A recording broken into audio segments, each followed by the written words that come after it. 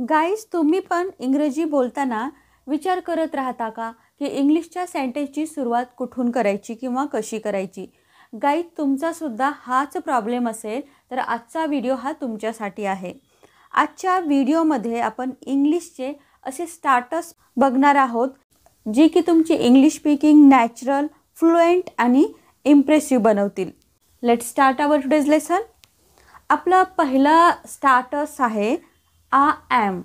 I am म्हणजे काय? मी आहे. अगदी इझी आहे. जेव्हा तुम्ही तुमच्याबद्दल काही सांगत असता, फॉर एक्झाम्पल तुमच्या फीलिंग्स असतील, तुमचे प्रोफेशन असतील किंवा तुमचा मूड असेल किंवा तुमचं लोकेशन किंवा ॲक्शन असेल, अशा प्रत्येक ठिकाणी तुम्हाला आय ॲमचा यूज करून सेंटेन्स स्टार्ट करायचा आहे. याचं एक्झाम्पल बघा. मी एक शिक्षक आहे. I am a teacher. I am a teacher. इथे तुम्ही तुमचं प्रोफेशन सांगत आहात. मी इंग्रजी शिकत आहे. I am learning English. I am learning English. इथे तुम्ही कोणती ॲक्शन करत आहात इथे तुम्ही सांगत आहात. मी थकलो आहे. I am tired. I am tired. मी घरी आहे. I am at home. I am at home. Guys, ही सगळी सेंटेन्स तुम्ही आय ॲमपासून बनवून बोलू शकता. गाईज, जेव्हा तुम्ही आय ॲमपासून सेंटेन्सची सुरुवात करता, एकतर ही बोलायला खूप इझी असतं आणि तुम्ही इझी असल्यामुळे काय होतं की तुम्ही खूप चांगल्या प्रकारे ही सेंटेन्स बोलू शकता. त्यामुळे तुमचा काय होतो की कॉन्फिडन्स वाढतो. त्यामुळे हे नक्की ट्राय करा, याची नक्की प्रॅक्टिस करा. नेक्स्ट आहे आय वॉज. पहिलं बघितलं तुम्ही आय ॲम मी आहे. आय वॉज म्हणजे काय? मी होतो किंवा मी होते. जेव्हा तुम्हाला पास्टच्या गोष्टीबद्दल तुम्हाला बोलायचं असतं, फॉर एक्झाम्पल त्या गोष्टी कोणत्या असतील? तुमचा मूड असेल, तुमची कंडिशन असेल किंवा तुमचं लोकेशन असेल किंवा तुमची पास्टची एखादी ॲक्शन असेल, त्याच्याबद्दल बोलत असताना तुम्हाला आय वॉजचा यूज करायचा आहे. एक्झाम्पल बघा. माझी तब्येत ठीक नव्हती. I was not feeling well. I was not feeling well. हे सेंटेन्स तुमचं काय सांगत आहे? कंडिशन सांगत आहे. मला उशीर झाला. I was late. I was late. Clear? Next I will be. I will be म्हणजे काय? मी असेन. फ्युचरची जेव्हा तुम्हाला एखादी कंडिशन किंवा फीलिंग किंवा एखादी ॲक्शन सांगायची असेल, त्यावेळेस तिथे तुम्हाला विल बीचा यूज करायचा आहे. गाईज, खूप इझी आहे. तुम्हाला मी खूप स्टेप बाय स्टेप समजून सांगत आहे. जर तुम्ही हा व्हिडिओ एकदा केअरफुली बघितला तर खूप सारा प्रॉब्लेम तुमचा सॉल्व्ह होईल. एक्झाम्पल बघा याचे. मी एक दिवस डॉक्टर असेन म्हणजे तुम्ही फ्युचरमधली तुमची फ्युचरमध्ये तुम्ही काय होणार आहात हे सांगत आहात. I will be a doctor one day. I will be a doctor one day. मी पुढच्या आठवड्यात व्यस्त असेन. हे काय आहे? तुमची कंडिशन आहे की तुम्ही पुढच्या आठवड्यात काय असणार आहात किंवा तुम्ही याला ॲक्शनही बोलू शकता. I will be busy next week. I will be busy next week. Clear झालं? नेक्स्ट आहे I am going to. I am going to म्हणजे मी एखादं काम करणार आहे. हे कधी यूज करायचं? जवळचे फ्युचरचे प्लॅन्स असतात ते सांगण्यासाठी तुम्हाला यूज करायचं आहे. जवळचं म्हणजे काय? आता तुम्ही 1 घंट्याने एखादं काम करणार आहात किंवा उद्या एखादं काम करणार आहात, म्हणजे जे की जवळच्या गोष्टी, जवळच तुम्ही फ्युचरमध्ये करणार आहात अशा गोष्टी. Example.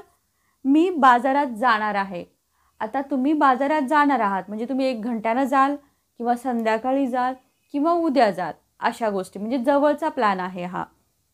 I am going to the market. I am going to the market. मी पुस्तक वाचणार आहे. I am going to read a book.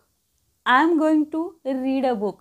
तुम्ही 1 घंट्याने वाचू शकता किंवा एका सेकंदानं सुद्धा वाचू शकता, जो की फ्युचरचा तुमचा जवळचा प्लॅन आहे अशा गोष्टीसाठी. आता तुम्हाला इथंपर्यंत लक्षात आले असेल. आय ॲम म्हणजे काय? मी आहे. आय वॉज मी होतो किंवा मी होते. आय विल बी मी असेल आणि आय एम गोइंग टू म्हणजे काय, मी एखादं काम करणार आहे. बघा तुम्ही एवढ्याच स्टार्टर्सनं किती चांगले सेंटेन्स आणि किती चांगले इंग्लिश तुम्ही बोलू शकाल. क्लिअर. नेक्स्ट, लेट्स म्हणजे चला एखादं काम करूया. ज्यावेळेस तुम्हाला असं सेंटेन्समध्ये बोलायचं असतं त्यावेळेस ते तुम्हाला लेट्सचा यूज करायचा आहे. फॉर एक्झाम्पल, चला सुरुवात करूया. Let's start. Let's start. चला सुरुवात करूया म्हणजे लेट्सच्या पुढे एखादं एखादं काम लिहायचं आहे आणि तुम्हाला सेंटेन्स बनवायचं आहे. लेट्स स्टार्ट म्हणजे चला सुरुवात करूया. तसंच चला बाहेर जाऊया. Let's go out. Let's go out. Clear. Next आहे आय हॅव. आय हॅव म्हणजे काय, माझ्याकडे आहे किंवा मला आहे किंवा माझ्याजवळ काही आहे, एखादी वस्तू, भावना किंवा रिस्पॉन्सिबिलिटी, या सगळ्यासाठी तुम्ही आय हॅवचा यूज करू शकता. किंवा एखादा आजारसुद्धा असू शकतो. मला 2 भाऊ आहेत. I have 2 brothers. I have 2 brothers. माझ्याकडे पुस्तक आहे. I have a book. I have a book. मला डोकेदुखी आहे. I have a headache. I have a headache. I hope तुम्हाला हे लक्षात आलेलं असेल की कसं यूज करायचं. नेक्स्ट आहे आय हॅड.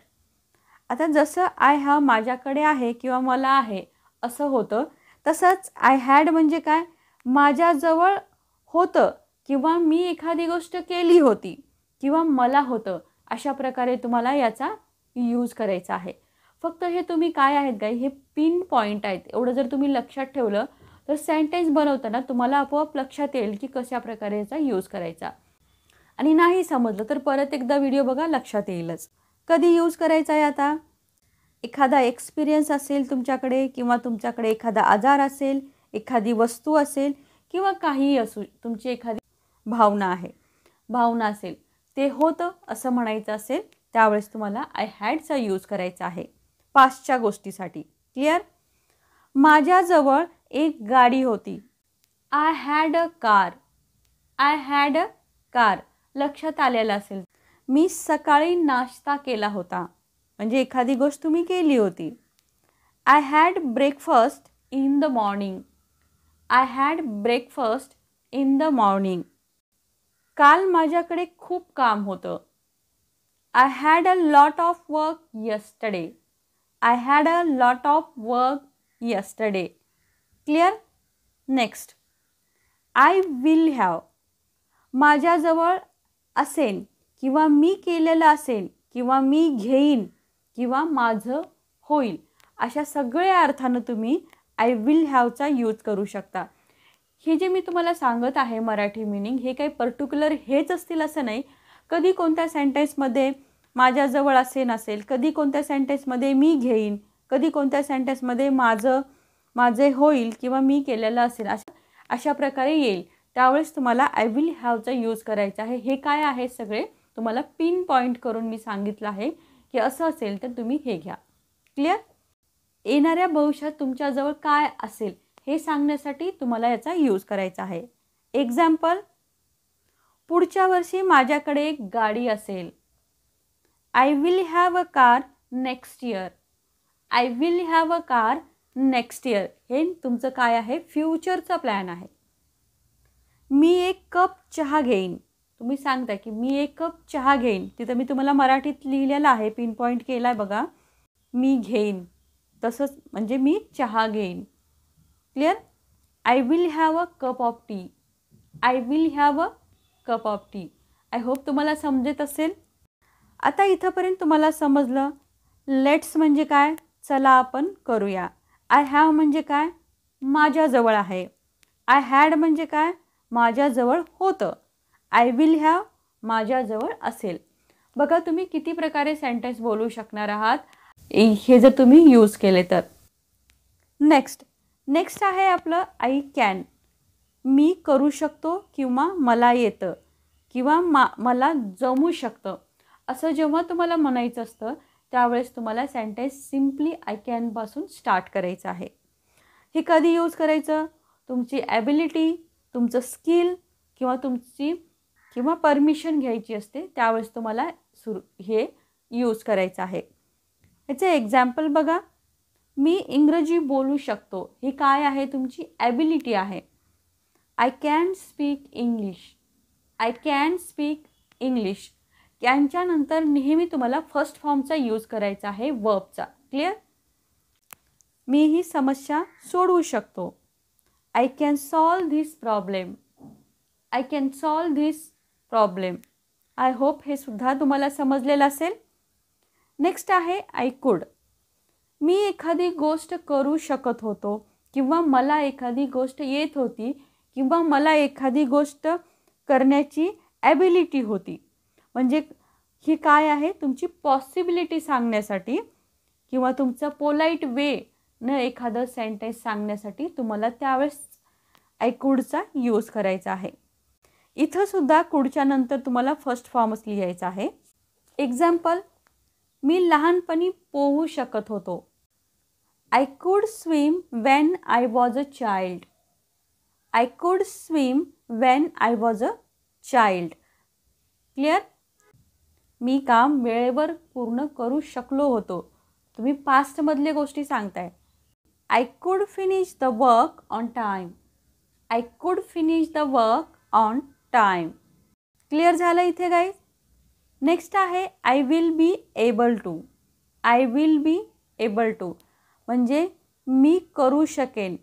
फ्युचरमध्ये तुम्ही एखादी गोष्ट करू शकेन असं तुम्हाला ज्यावेळेस सांगायचं असतं त्यावेळेस तुम्हाला आय विल बी एबल टूचा यूज करायचा आहे.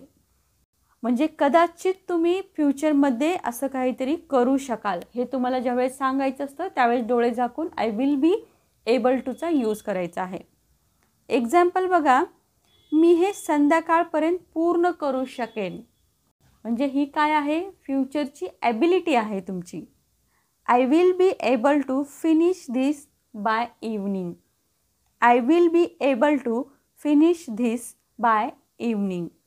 मी लवकरच चांगली इंग्रजी बोलू शकेन. इथे सुद्धा बघा तुम्ही सांगत आहात की मी फ्युचरमध्ये चांगली इंग्रजी बोलू शकेन. म्हणजे सध्या तुम्हाला चांगली येत नाही पण तुम्ही फ्युचरमध्ये ते काय बोलण्यासाठी एबल व्हाल. Clear? I will be able to speak better English soon किंवा soon I will be able to speak better English. Soon I will be able to speak better English. दोन्हीपैकी कोणतंही तुम्ही बोलू शकता. आय होप गाईज हा video तुमच्यासाठी नक्कीच useful असेल आणि तुम्हाला आता लक्षातही आलेलं असेल की जर तुम्हाला सुरुवात करण्यामध्ये थोडी डिफिकल्टी येत असेल इंग्लिशच्या सेंटेन्सची तर तुम्ही ही जी ट्रिक आहे किंवा हे जे स्टार्टर्स आहेत याचा यूज करून तुम्ही चांगल्या प्रकारे इंग्रजी बोलू शकाल. व्हिडिओ कसा वाटला सांगायला विसरू नका. व्हिडिओ आवडला लाईक करा, शेअर करा. चॅनलवर जर तुम्ही नवीन असाल तर सबस्क्राईब करायला विसरू नका.